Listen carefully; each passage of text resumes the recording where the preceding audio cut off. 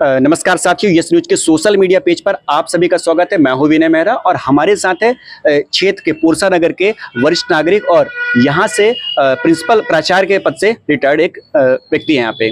तो सबसे पहले तो वृद्धजन दिवस की शुभकामनाएं सर आपको।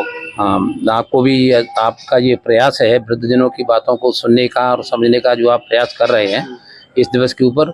मैं सभी सोशल मीडिया वाले जो लोग सुन रहे हैं, मैं सबको धन्यवाद देना चाहता हूँ।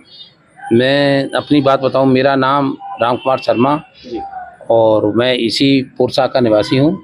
लेकिन ये बात आप ये भी प्रश्न किया आपने कि आजकल की जो नई संस्कृति वाले जो बच्चे हैं उनके अंदर ये वृद्धजनों का सम्मान की बात क्यों हट रही है, ये बात समझ में आती नहीं है। लेकिन वास्तविक बात ये है कि हमारे विद्यालयों को भी कमी है कि हम लोग कभी भी नैतिक शिक्षा के संबंध में कोई बात करते ही नहीं है। अब जब नैतिक शिक्षा के बारे में हम लोग बात नहीं करेंगे, केवल पढ़ाना उसके ऊपर लगे रहेंगे, तो फिर आगे चल की पीढ़ियों में तो अंतराल आएगा। यही कारण है कि बच्चे अपने जो जीवन में जो सारभूत बातें हैं उनको उतार नहीं पाते, वृद्धजनों का, माता पिता का सम्मान करना सीखते नहीं है। यही कारण है कि तमाम वृद्धाश्रम खुलते चले जा रहे हैं और तब भी उनमें स्थान नहीं मिल रहा है।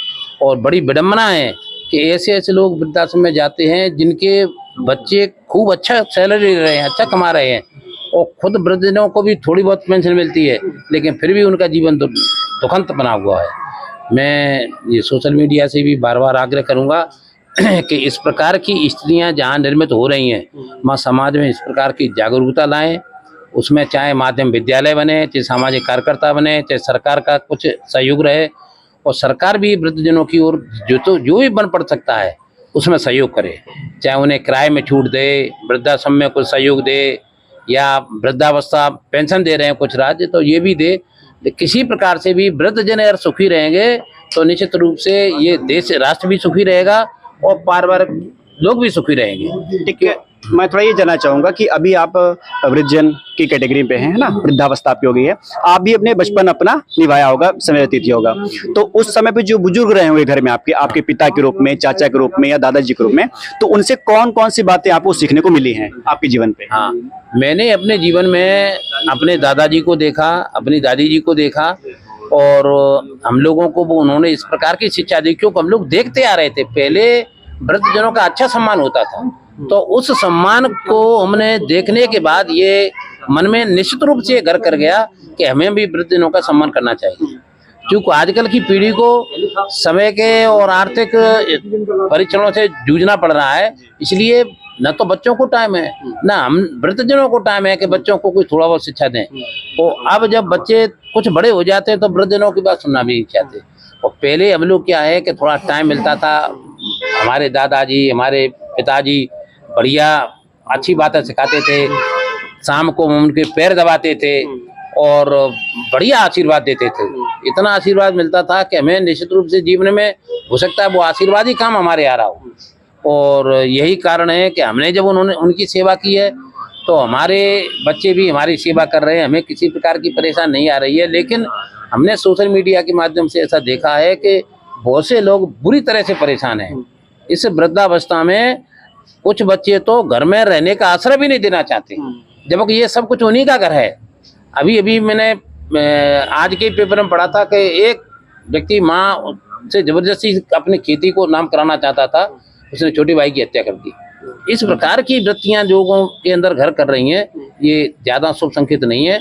मैं प्रयास ये करूँगा, सोशल मीडिया से भी अपील करूँगा कि इस प्रकार की बातों पर ज़्यादा फोकस करें कि जिससे जो वृद्धजनों का जो सम्मान है जो पूर्व काल में था वो वापस लौट आए और संतानों में इस प्रकार की वृत्ति बढ़े कि वो वृद्धजनों की सेवा करें। मैं थोड़ा संक्षिप्त में जानना चाहूंगा कि सरकार की जो भी पहल आप उससे रूबरू होंगे, क्योंकि आप इसका बखूबी आप लाभ जो ले पा रहे हैं, ऐसे कौन से और विस्तृत पहल हैं जो सरकार को करने चाहिए? हाँ, सरकार की तरफ से वैसे अब 17 साल की उम्र पर आपको आयुष्मान कार्ड का निर्धारण कर दिया गया है, क्योंकि वृद्धावस्था में सबसे ज्यादा आवश्यकता रहती है उसकी बीमारी की, इलाज की।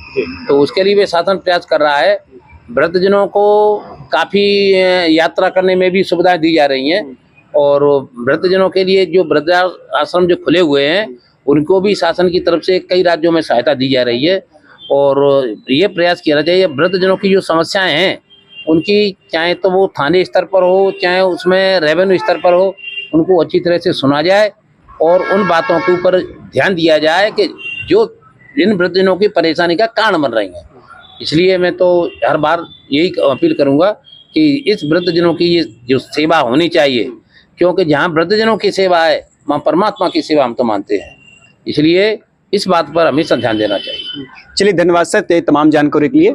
तो देखा आपने कि जो सर हैं उन्होंने बताया कि वृद्धजन अवस्था होती क्या है, इसके लोगों पर या समाज पर उनको विशेष ध्यान देना चाहिए। साथ ही उन्होंने ये भी बताया कि अगर ये जो पीढ़ी का जो गैप है, अगर शैक्षिक तौर पर या विद्यालयों में अगर इसकी नैतिक शिक्षा का जुड़ाव इससे दिया जाए तो जाहिर सी बात है कुछ परिवर्तन जो है समाज में देखने को मिलेगा।